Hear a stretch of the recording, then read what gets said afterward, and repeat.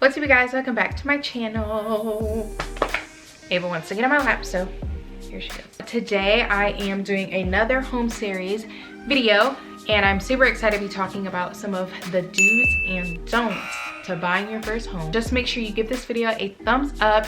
It doesn't cost you anything to do it.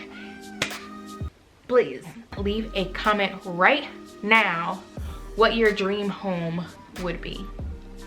Oh, I like that. So if you guys are new here and you haven't seen any of my home series videos, hi, I'm Alexis, and I bought my first home at 22 years old. I am now 23 years old, but I've been doing this series to kind of just talk about my experience, my decorating journey, and things like that. So make sure to check those videos out.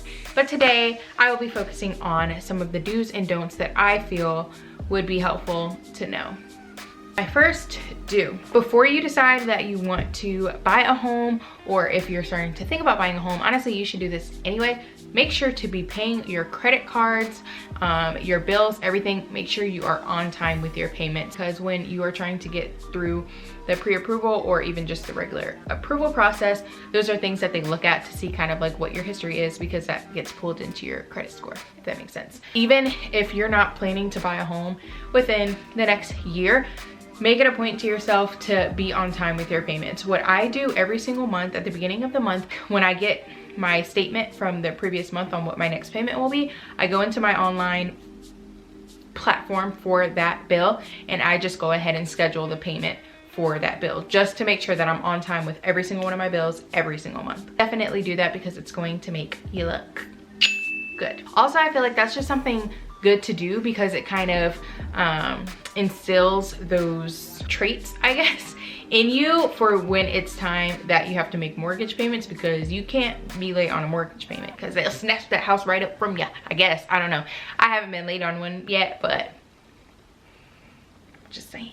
Do not make major purchases or usages of your credit area, your credit cards. Like, don't go and, you know, buy $10,000 worth of something on your credit card, because that is also going to increase your income to debt ratio, which is another ratio that they look at when you're trying to get pre-approved. Also, it just will prolong the process once they're trying to look back at your like last 30 days of yada yada. Do make sure that if you are going to, and this might be different for different lenders, but if you're going to receive a large lump sum from like a family member or something like that, you will most likely have to prove that it's a gift and something that you don't have to pay back. If it's more than like, I think it was like more than $1,200 for me or something like that. If you got an influx of money that couldn't be accounted for, you had to basically prove to them like, oh, this is a gift, and then get a paper sign saying like, this is a gift, I don't have to pay back, stuff like that. So do make sure that you are on top of whatever money flow, cash flow is coming into your accounts, so that you can validate those for your lenders if there's any questions, so that your closing process goes smooth sailing. Do not overlook any hidden costs. Basically, you also have to pay closing costs, and all that money together is how much cash needed to close. So don't underestimate that when you're trying to budget out like, oh, this is how much I need. Obviously, your lender is going to be walking you through the process throughout the way to kind of give you an estimate, like, make sure you have this much saved up for cash to close, but don't underestimate that, because it could be way more, could be way less. It really just, you know, depends. So always plan over. Do make sure that you try to negotiate for your builders to either cover it or your lender to cover part of your closing costs, because that could be a huge help. They can be thousands and thousands of dollars.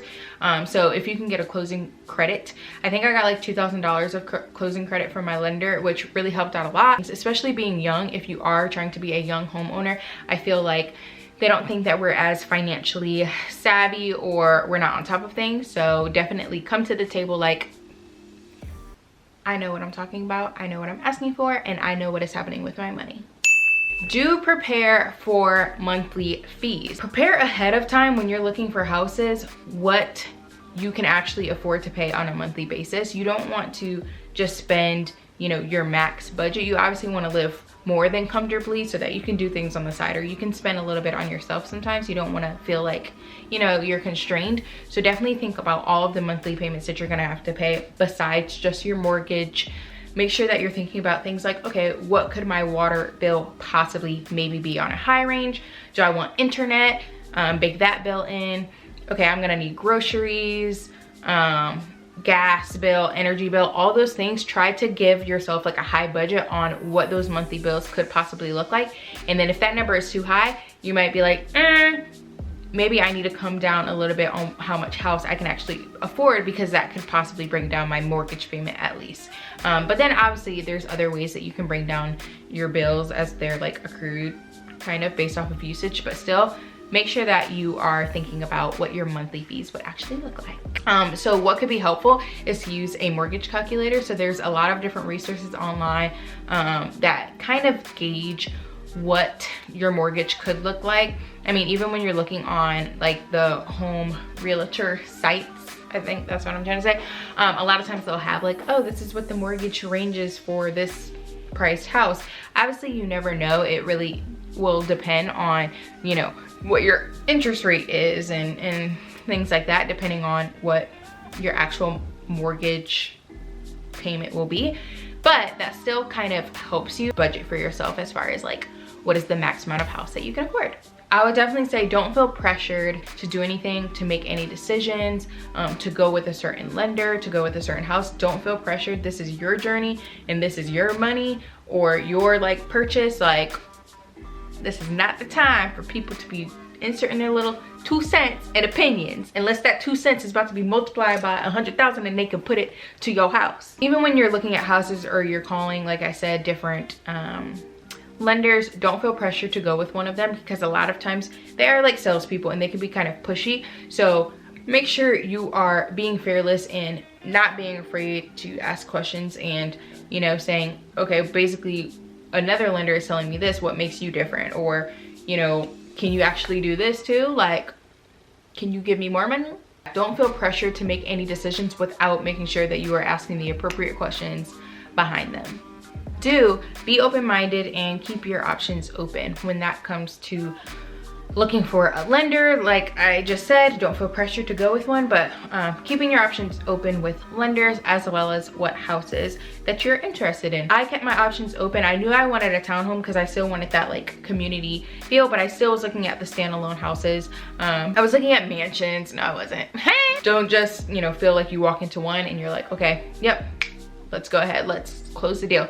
Even though you might feel that way, like I knew when I walked into this house, I was like, okay, this is my house. It wasn't the first one I walked into, but I was like, oh yes, I love it. It's perfect. But even if you feel like that on your first time walking in, still keep your options open. Like there were some houses that I had on my list, and once I saw this one, I was like, I don't even want to see them anymore because I know I'm not gonna like it as much. And he was like, no, let's still go look and, you know, just see what our options are. So I was glad that we did. I obviously still didn't want it, but it was good for me to see it in person opposed to just the listing that I saw online. A lot of times homes might be modeled or staged so that they become more appealing to you.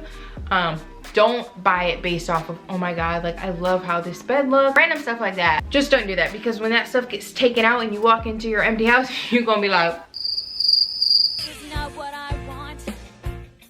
This is not what I planned.